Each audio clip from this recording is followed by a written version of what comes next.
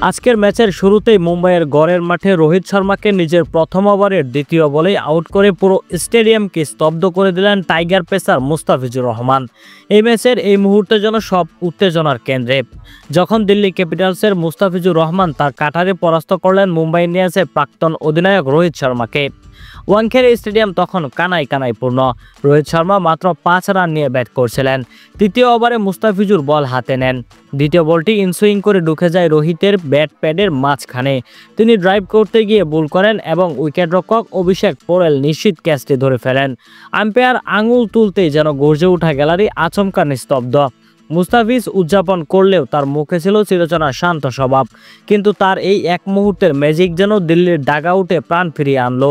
কারণ IPL 2025-এ এটি ছিল রোহিত শর্মার চতুর্থবার বাঁহাতি পেসারের বলে আউট হওয়া, যার মধ্যে 3টি পাওয়া গিয়েছে পাওয়ার প্লের মধ্যে। রোহিতকে আউট করার পরপরই সামাজিক যোগাযোগ মাধ্যমে শুরু হয় ঝড়। মুস্তাফিজের কাটার এখনও আগের মতোই বিষাক্ত, লিখছেন ভক্তরা। আবার কেউ বলছে ওয়াংখেড়েতে বাঙালির হুঙ্কার। মুম্বাইয়ের গ্যালারিতে যে গর্জন ছিল তা যেন মুহূর্তেই স্তব্ধ করে দিলেন মুস্তাফিজ। তার এই স্পেল কেবল একটি উইকেট নয়, দিল্লি শিবিরে এনে দিল আত্মবিশ্বাস আর মুম্বাই শিবিরে ফেললো ধাক্কা।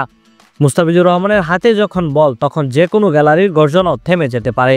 প্রিয় দর্শক, আজকে মুস্তাফিজুর রহমানের পারফরমেন্স আপনারা কেমন উপভোগ করছেন তা অবশ্যই আমাদেরকে কমেন্ট করে জানান।